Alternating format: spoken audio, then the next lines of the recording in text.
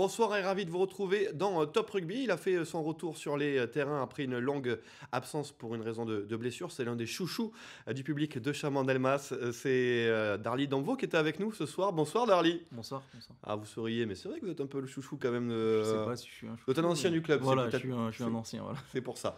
Mais moi, je peux vous dire que vous êtes un chouchou du club parce qu'on a des messages de supporters quand ils ont su qu'on vous invitait ce soir, qui nous ont envoyé des petits messages donc, qui vont, je pense, vous faire chaud au cœur. Darly qui est donc avec nous pour parler un petit peu de l'actualité de l'Union Bordeaux-Bègles, marquée bien sûr par la Challenge Cup qui s'est terminée ce week-end par une victoire. Première victoire de l'Union cette saison en Coupe d'Europe à Sale. On va revoir voilà, les résultats avec cette victoire en Angleterre 17-14. Alors vous étiez dans le groupe mais vous n'êtes pas rentré sur le terrain à Sale. Vous étiez là au match aller. Est-ce que vous pouvez nous raconter quand même comment s'est passée cette victoire du côté de Manchester, parce que Sale c'est la banlieue de Manchester.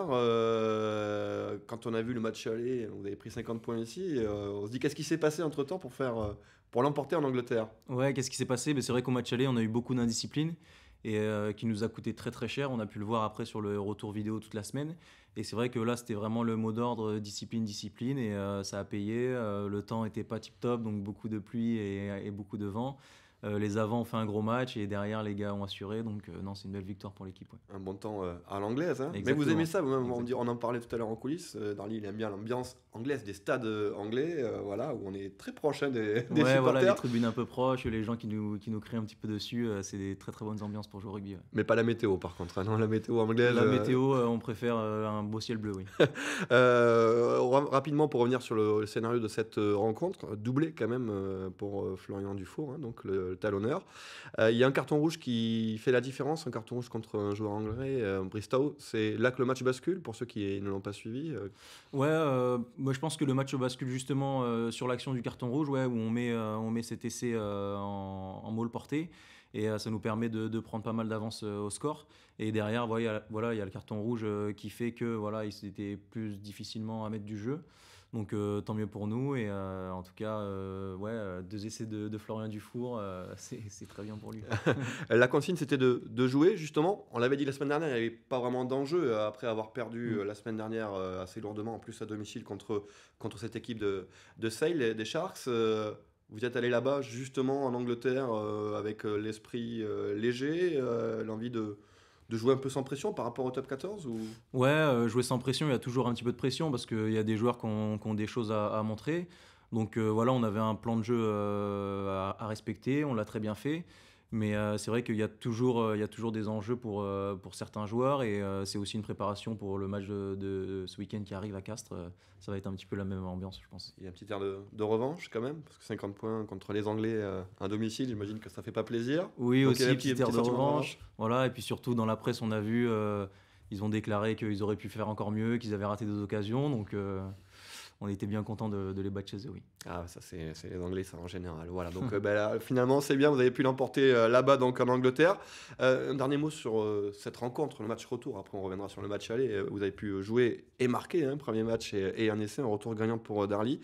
Le jeu anglais, le jeu anglo-saxon, vous avez pu le voir de près donc sur ces deux confrontations face à Sale, qui est quand même une grosse équipe du championnat anglais. C'est très différent de ce qu'on voit en top 14 ou pas? Non, c'est pas très différent. Après, peut-être ils exploitent plus le ballon à la main, contrairement au top 14. C'est vrai qu'ils se font pas mal de passes et c'est une des différences, ouais, peut-être par rapport au top 14.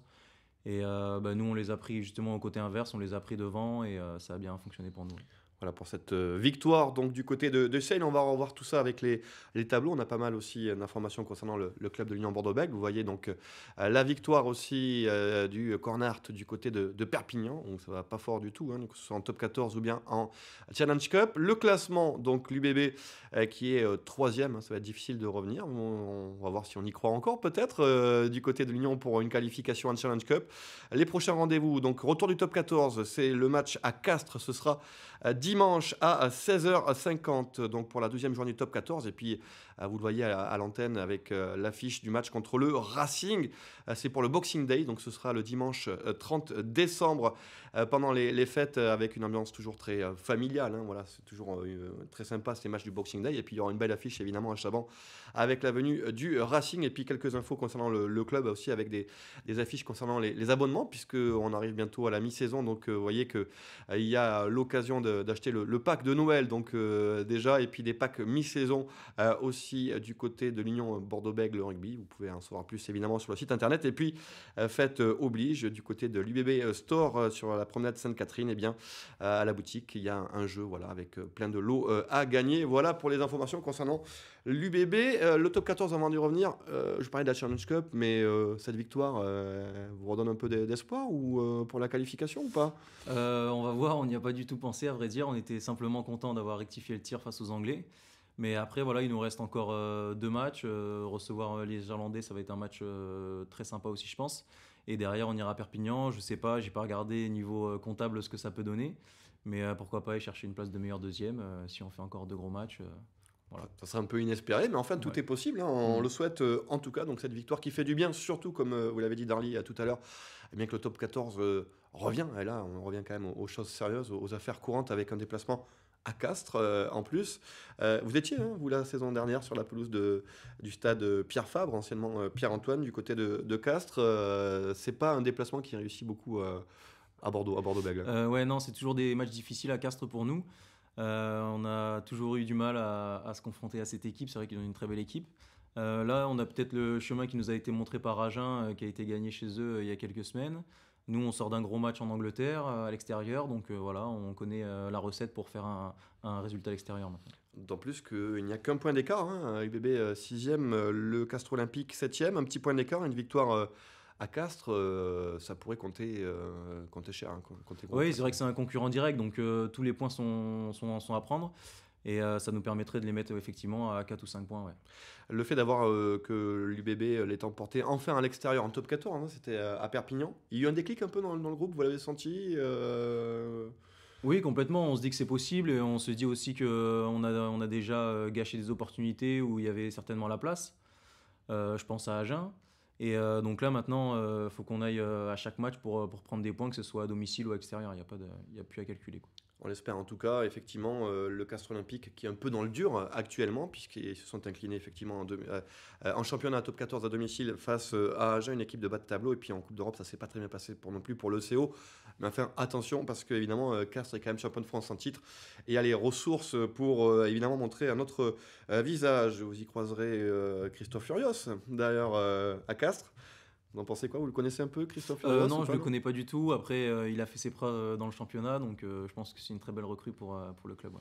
On va s'intéresser un peu à vous, Darly. On est content de vous revoir, bien sûr, sur le terrain et de vous revoir aussi dans l'émission Top Rugby. Hein. On rappelle que vous avez été opéré donc l'année dernière suite à une grave blessure à la cheville gauche. D'abord, comment ça va? Est-ce que vous êtes à 100% physiquement de vos moyens là? Oui, oui, je suis à 100%. Ça va beaucoup mieux. Je suis très heureux d'avoir repris avec le groupe. Je suis passé d'abord par la case espoir pour reprendre un petit peu de temps de jeu avec les jeunes et derrière j'ai eu la possibilité de jouer ces 2 derniers matchs. Et ça a été encore une épreuve parce que vous avez eu pour vous 2 blessures graves aussi les années précédentes.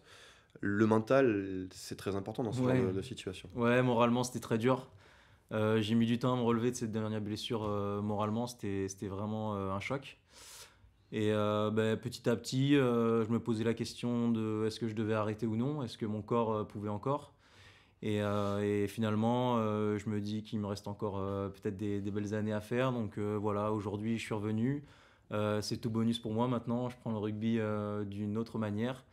Et voilà, j'ai juste envie de prendre du plaisir avec mes copains sur le terrain, quoi. Du plaisir, vous en avez pris pour votre retour. Donc, il y a eu les matchs avec les Espoirs et puis il y a eu ce match aussi contre Sale, ce match aller.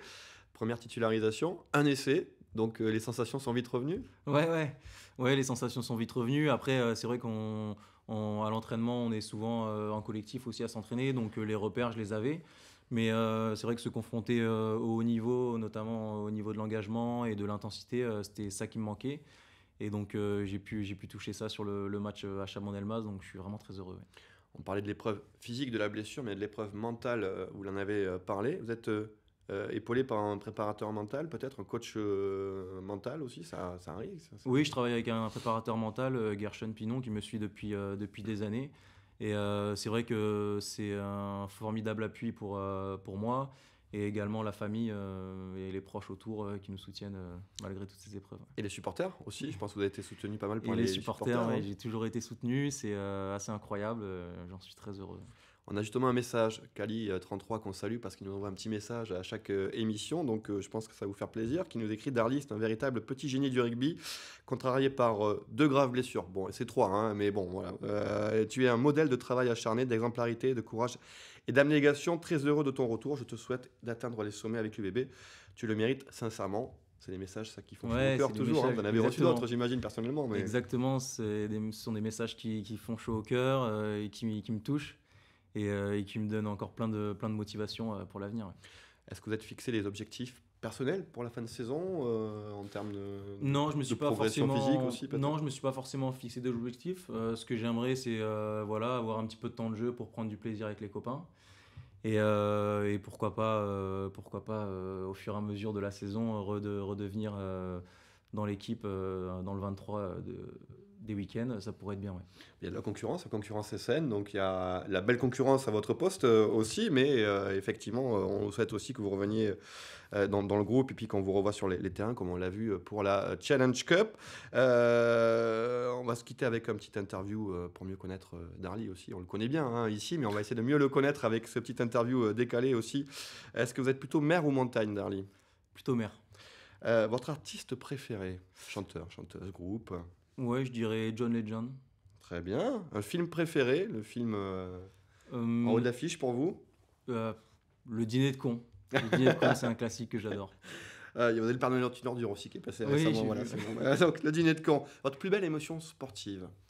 Pas forcément en tant que joueur d'ailleurs, hein. Ça peut être en tant que spectateur ou devant votre écran. Ma plus belle émotion, je pense que c'était la semaine dernière quand je suis rentré sur Chabandelmas et 5 minutes après quand je tombe dans leur but. Ouais, c'était vraiment formidable après tout ce qui s'est passé de vivre ces moments. Ouais. Après une belle chevauchée en plus. Hein, donc Ouais. voilà, il y a eu, voilà, est-ce que vous suivez d'autres sports aussi que rugby? Je suis le football, ouais. Je suis pas mal le football, la Ligue 1, j'aime bien. Et sinon, c'est tout. Ça y est, on trouve enfin celui qui. Voilà, il y a une personne qui aime la Ligue 1, c'est Darly dans Je plaisante. Supporter les Girondins, évidemment. Bien sûr. Bien sûr. Quel est pour vous le plus grand sportif de tous les temps? De tous les temps. Ouf, c'est Ah oui, tout compliqué. sport confondu. Ouais, Ouais, mais tout oui, sport c'est- confondu, je vais rester un peu dans le football, je vais dire Pelé. Ouais. C'était complètement incroyable ce qu'il arrivait à faire. Que vous avez bien connu d'ailleurs. Quel est le joueur le plus impressionnant à l'entraînement à l'Union Bordeaux-Bègles? À l'entraînement, le plus impressionnant, je dirais Geoffrey Cross. Ouais. Toujours Pourquoi à 100%. Toujours à 100%. Il n'y a pas de demi-mesure, ça nous fait assez rigoler parce que, ouais, exactement, il n'y a pas de demi-mesure, il est toujours à 100% et c'est avec plaisir qu'on le voit évoluer tous les jours à l'entraînement. Il a fait son retour aussi, donc on le salue à Geoffrey aussi parce Tout à fait. qu'il est passé aussi par une grave blessure. La ville de vos rêves, si vous aviez la possibilité d'aller vivre dans une ville, voire un Bordeaux, pays, Bordeaux. Voilà, rester vivre à Bordeaux, très Bah bien. voilà, vous êtes bien à Bordeaux et nous on est ravis de vous retrouver. Bravo pour ce retour donc Darly Danvaux. Ça fait plaisir bien sûr à tous les supporters qui vous suivent de près, qui vous ont soutenu dans ces épreuves. Et nous on est ravis de vous retrouver. Merci Darly Danvaux d'avoir participé à cette émission. Nous on se Merci retrouve beaucoup. la semaine prochaine, juste avant les fêtes de Noël. On vous proposera une émission spéciale avec Pascal Olmeta. Si on parlait foot, puisqu'il y aura le match des légendes du côté du Stade Chabandelmas au mois de mai avec des joueurs de football de renom, hein, Deschamps, Zidane et autres qui seront face à une équipe de rugby. On va en parler avec Pascal Olmeta. Ce sera la semaine prochaine.